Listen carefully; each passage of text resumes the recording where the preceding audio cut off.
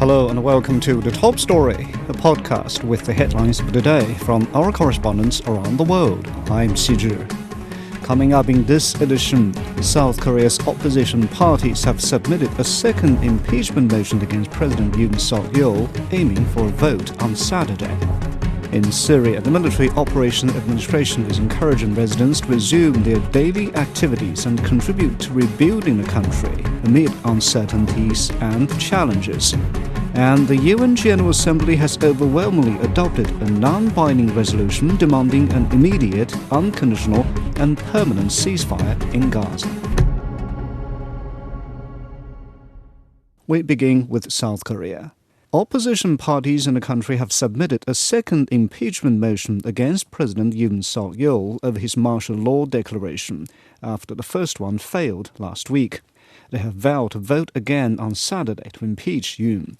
The leader of the ruling party has called for supporting the impeachment against the president. Han Dong-hoon was speaking after Yoon delivered a televised address to the nation in which he justified his controversial martial law decision. Han has called on his party's lawmakers to vote on Yoon's impeachment based on their own conviction. The country's parliament has passed bills to appoint independent counsels to investigate the president's insurrection charge and scandals involving the First Lady. Media reports say the police attempted another raid of the presidential office. Jack Barton has the latest from Seoul. He was unapologetic about the martial law in that speech.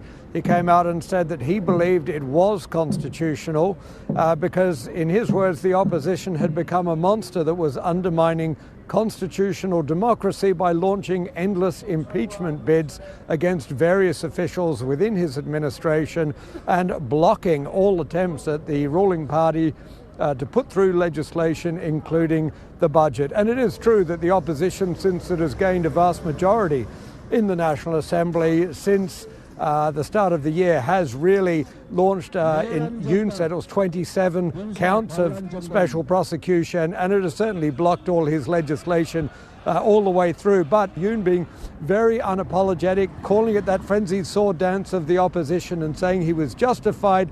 At the same time, he did apologize for causing unease among citizens during those brief hours of martial law. I fervently appeal to you all to unite in the path of protecting the Republic of Korea and our liberal democracy, which we have guarded with blood and sweat. I will fight with the people until the very last minute. And of course, an appeal there for unity, but the fact remains for the vast majority of people here, declaring martial law crossed a red line, and polls show that most people here continue to support not just impeachment, but also that investigation into the charges of insurrection. Well, Han Dong-hoon's been in a difficult position because he was actually on the list of people to be detained during martial law. So that was Yoon's own party leader was supposed to be rounded up and taken to a detention center. He clearly wants to see President Yoon gone from the party, but he knows if ruling party members vote for impeachment, there will no doubt be a snap election and the party will lose. But I think he gets a sense now that there is just no avoiding that. So best to go into damage control as much as possible. He's given ruling party members the freedom to vote on their conscience. So there's a very good chance there will be an impeachment on Saturday after those remarks. 대통령은 군 통수권을 비롯한 국정 운영에서 The president should be immediately excluded from state administration, including the military leadership. As long as it has been confirmed that the president has no intention of stepping down early, an immediate suspension of his duties is required. At the next vote, our party members should attend the meeting and participate in the vote according to their conviction and conscience. It's important to remember that unless the party sacks him, he won't lose power as the president, even if he's impeached and even if he's arrested on insurrection charges. He would have to be found guilty of insurrection charges and go through the appeal process, or if impeached, go through the constitutional court process. And then finally, if they agree with the impeachment, he would then lose the presidency. So even if he's impeached, even if he is charged and arrested, he may still remain president for some time unless he is sacked by the party. That was Jack Barton in Seoul. Turning to the Middle East, the Syrian Military Operation Administration has lifted the curfew previously imposed on Damascus and its surrounding areas. It also called on residents to resume their daily activities and return to work. The administration has also encouraged citizens to contribute to rebuilding Syria as the country attempts to normalize conditions following the fall of President Bashar al-Assad's government. Uncertainty and challenges in rebuilding the country remain. Philip Crowther with the Associated Press has more from the Syrian capital. This change in government here, this transition going so quickly. The interim Prime Minister, Mohammed al-Bashir, and he, of course, is a man who already has met with members of the government. Now, this is not a new government. This is the government that was in place under President Bashar al-Assad, most of those ministers remaining in their positions. Now, this transition officially is supposed to last until the 1st of March of next year. What comes after that is maybe one of the most important questions that will be posed to him. Will elections be held? Is that even possible in a country that is still very divided, where there is fighting going on over many parts of this country? That is an important question for Mohammed al-Bashir to answer. Meanwhile, what we're also seeing is some really important changes here on the ground, very significant ones. The Russian Navy fleet, according to a US official, has completely left Syria. They are not welcome anymore, essentially, under this new government. They're essentially looking for a place to park their ships at this point. There is also very significant support coming in for this new rebel government here in Damascus from the United Nations. The UN Secretary General Antonio Guterres saying that the change here brings hope to the Middle East. That was Philip Crowther in Damascus. The interim Prime Minister of Syria says his priorities are restoring security and state authority. Mohammed al-Bashir hopes to bring home millions of Syrian refugees and provide essential services, even though concerns remain over the country's future and how inclusive it will be. More details from Haida Kazwini. Syrians started to step out of their homes into a new Syria, post the ouster of Bashar al-Assad. The curfew imposed on Damascus and other provinces since Sunday has been relaxed by 4 hours, and now it is fully lifted. The new rebel flags has been raised across the country, and it is being painted on the facades of the shops, wiping out the earlier flag. 4 days after Assad government collapse, banks and bazaars have started reopening, and life is returning to what it used to be. In the historic Hamadiya Bazaar, which has been historically an important commercial hub of Syria, business is gradually resuming, and the hustle-bustle making a return. Hamadiya Bazaar was open 2 days ago. We had 2 days of chaos in the country and we were cautious. Now we have reopened the bazaar and it is like it was before, and it will be better.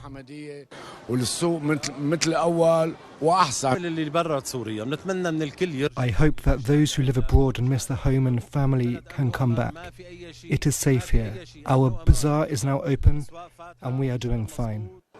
The rebels back, Mohammed al-Bashir, took charge as the interim prime minister and held his first meeting with most of Assad's era ministers. This is a step seen by many as positive and along the path of restoring government services and putting Syria back on the track after an era of bloodshed and sanctions. That was Haida Kazwini reporting.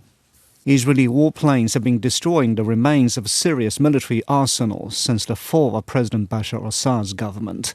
The airstrikes have targeted military sites in Latakia and the Tartus provinces for 4 days. Israeli troops have moved into a demilitarized zone inside Syria. Many countries, including Saudi Arabia, Iran and Iraq, have condemned Israel's incursion. Israel says its steps are temporary, aiming to ensure border security. Jonathan Regev has more from Tel Aviv. A week ago, these same facilities were hit time and time again, only for them not to fall to the hands of the Iranian proxies, not to be smuggled to Hezbollah. Now they're hit again, but in order not to fall to the hands of the enemies of the Iranian proxies and Hezbollah. These are, of course, the rebels. What will the next day bring? Who will control Syria? Will there be a united Syria? Those are questions which do not have a clear answer, and Israel does not want to wait for developments in Syria and only then take action, but do it preemptively. The Israeli army are publishing the numbers of the targets hit in Syria, and experts here in Israel estimate that roughly 70 to to 80% of the abilities of the former Assad army have now been taken off. Israel does not want to wake up one morning into a possibility of all this weapon falling into the hands of rebels. We know that the rebels for now are looking inside into Syria for a possible reconstruction and perhaps for strengthening ties with foreign countries, even with Western countries. Do people here in Israel see a future in which those rebels have very good relations with Israel? The answer is absolutely not. And that is why Israel is taking preemptive actions to make sure that these unfriendly neighbors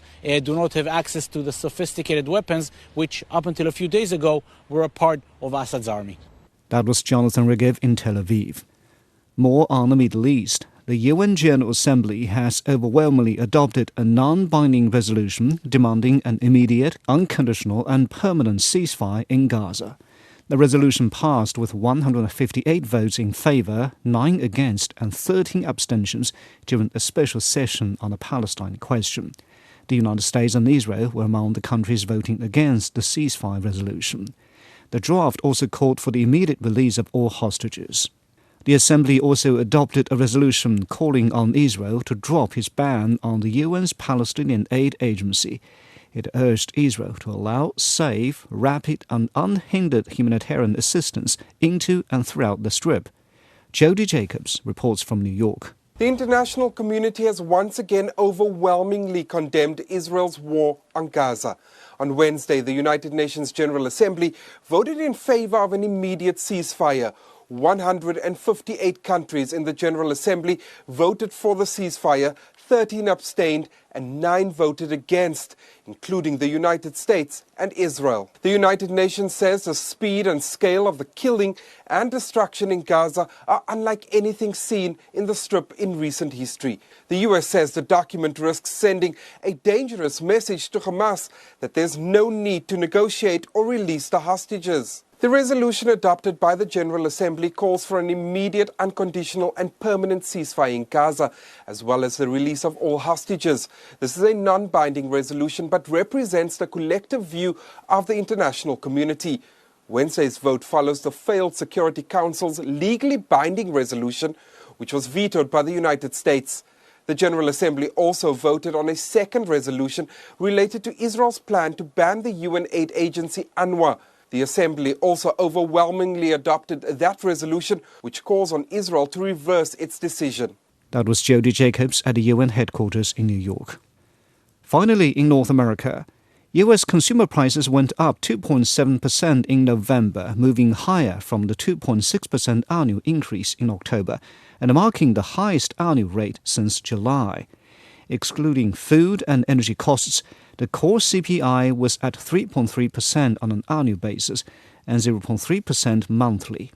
The readings come as Federal Reserve officials are mulling over what to do at their policy meeting next week. Karina Mitchell reports. Well, used car sales were up by 2% for the month of November.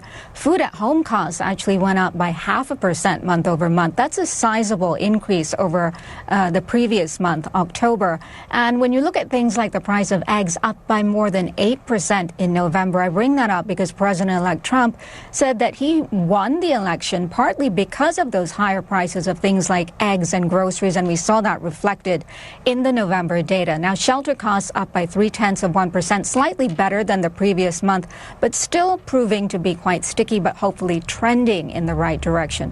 What does this all mean for when the Fed meets next week as far as what they do, when it comes to rate cuts? Well, I spoke to one analyst to see what he thinks will happen given that there is this increased inflationary pressure that we're seeing. But more broadly, I wanted to hear from him how we're doing in the fight against inflation, getting to that 2% target that the Fed is looking for, and what can we expect with the size and scope of rate cuts come 2025. Take a listen to what he had to say. It made clear that the progress toward getting inflation down to 2% has stalled out. That doesn't change what the Fed is going to do next week. I do expect that the Federal Reserve will cut interest rates by 0.25 percentage point, bringing the total rate cuts that we've seen in the back half of this year to a full percentage point.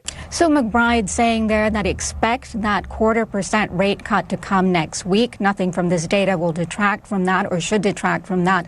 But going forward, the Fed has the ability to pause based on this data. It could decide to pause, look at inflationary issues that come into play. It's very data dependent. Another issue to consider is tariffs because they're inflationary by nature. President-elect Trump has said he'll impose them. We'll have to wait to see when he takes office if he actually follows through on that. But either way, inflation is still very much in the picture. We're going to be talking about it into 2025 because it's not going away as fast as the Fed wants it to. People are still feeling it.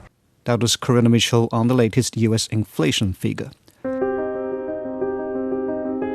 Now, recapping the headlines, South Korea's opposition parties have submitted a second impeachment motion against President Yoon Suk-yeol, aiming for a vote on Saturday. Syria's Military Operation Administration is encouraging residents to resume their daily activities and contribute to rebuilding the country amid uncertainties and challenges. And the UN General Assembly has overwhelmingly adopted a non-binding resolution demanding an immediate, unconditional and permanent ceasefire in the Gaza Strip. And that's it for this edition of The Top Story, a podcast that brings you world headlines every weekday. For more news in politics, business, sports and culture, you can subscribe to the Beijing Hour, a one-hour podcast news magazine program. We would welcome and appreciate all ratings and reviews. I'm Qi Zhi. Thanks for listening.